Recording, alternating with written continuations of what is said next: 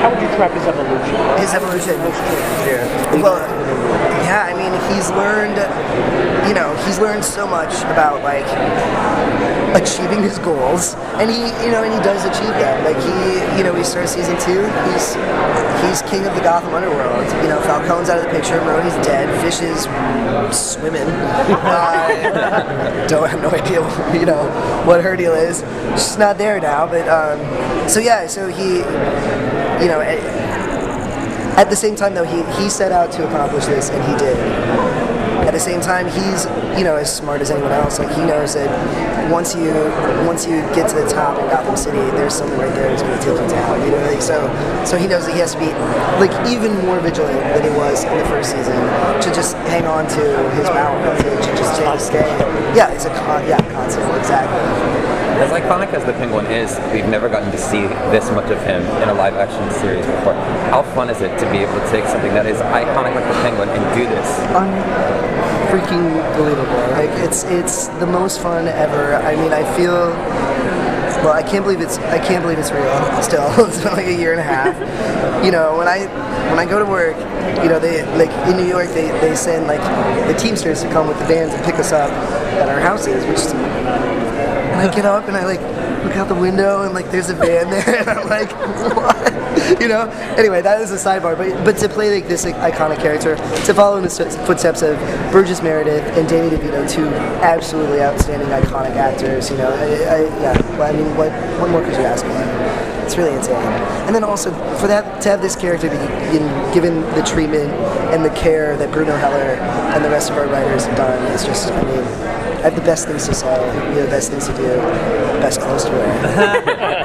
We're going to see any more of the iconic Penguin things, like maybe a monocle at some point? Oh, I think so. Yeah, I mean, I don't know when this stuff is going to start rolling out, but that's the fun thing is like, like the limp, establishing that in the first season, and then as we go along, we might see some new toys, in like the umbrella fashion. I'm hoping like that comes into play, and then the monocle. Well, I know that in the comics, it's an injury that he received.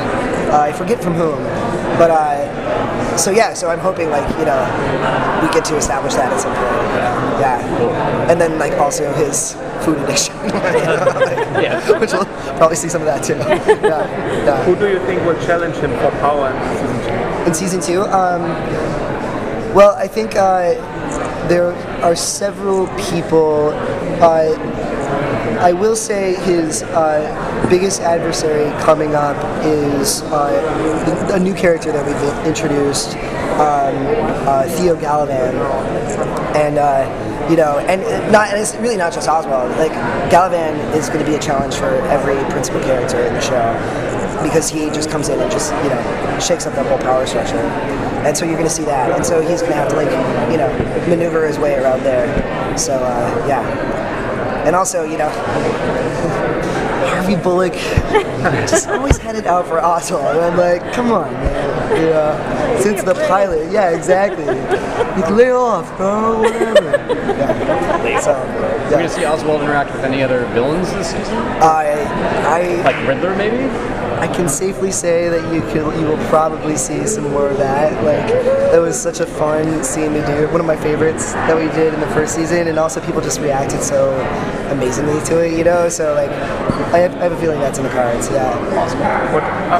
What are your favorite TV shows right now? My favorite TV shows: Walking Dead, of course, Game of Thrones, of course, House Hunters International. Actually, that is a fun show. My friend does the voiceover for that show, and I'm like my friend Colette, and I like turn it on, and I'm like, oh, Colette, you're killing it, because every once in a while she'll get like a little sarcastic in there, like as much as she can, and I'm like, yes.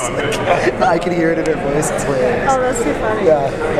If you could run your own nightclub, what kind of nightclub would it be? Oh man, if I could run my own nightclub. Probably really quiet, because I'm a old person now, like I go out and I'm like, what? Like screaming at everybody. I like a chill bar. It's just my speed. Some quiet, smooth jazz or something. Yeah, right. Totally. Yeah. The enthusiasm coming in here and this whole setup, I mean, is it significant the fact that you're part of this sort of iconic, legendary thing now?